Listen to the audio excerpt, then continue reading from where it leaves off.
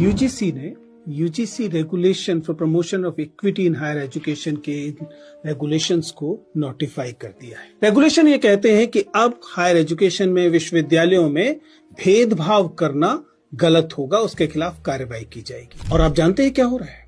भेदभाव करने के हक के पक्ष में या भेदभाव के खिलाफ आने वाले रेगुलेशंस के खिलाफ लोग प्रतिरोध कर रहे हैं, वे इस पर आपत्ति कर रहे हैं। सच्चाई लेकिन ये है कि ये रेगुलेशंस नई नहीं है। मैं विश्वविद्यालय का शिक्षक हूं, मैं जानता हूं कि 2012 से इस किस्म के रेगुलेशंस हैं और इक्वल अपॉर्चुनिटी सेल पहले से विश्वविद्यालयों में था। पूरी दुनिया के विश्वविद्यालय ये कहते हैं कि विश्वविद्यालयों में इक्विटी होनी चाहिए, वहां पर ऐसे रेगुलेशंस होने चाहिए कि भेदभाव न किया जा सके। सच्चाई ये है कि अब हमारा समाज भेदभाव करने के हक के लिए लड़ने लगा है।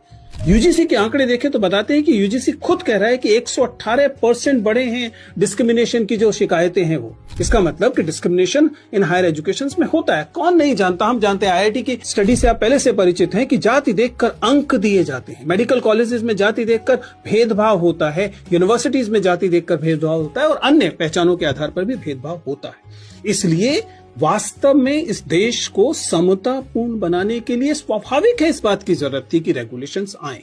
और ये रेगुलेशंस क्या मांग करते हैं? ये रेगुलेशन ये कह रहे हैं कि अगर कभी भेदभाव होता है तो उसके खिलाफ शिकायत करने के लिए एक डेफिनेट कमेटी होगी और उस कमेटी का कंपोजिशन ऐसा होना चाहिए कि वो भेदभाव के खिलाफ वास्तव में जांच कर सके। ऐसा ना हो कि भेदभाव करने वाले समुदाय के लोग ही उस कमेटी में बैठे हुए हों। तो स्वाभाविक है, लोगों का कहना है कि इनका गलत इस्तेमाल हो सकता है, ये मेरिट के खिलाफ है। ये समझना मेरे लिए तो एकदम मुश्किल है कि मेरिट के खिलाफ कैसे हो सकता है।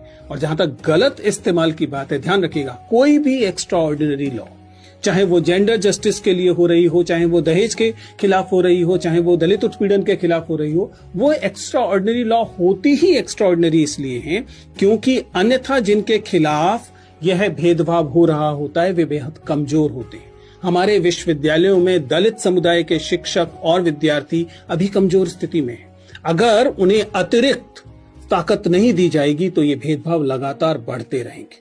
इसलिए मुझे लगता है कि हम तमाम लोगों को, ठीक तरीके से सोचने वाले लोगों को, इन रेगुलेशंस का समर्थन करना चाहिए और वे लोग जो इसके खिलाफ प्रतिरोध कर रहे हैं उन्हें समझना चाहिए कि देश संविधान से चलेगा।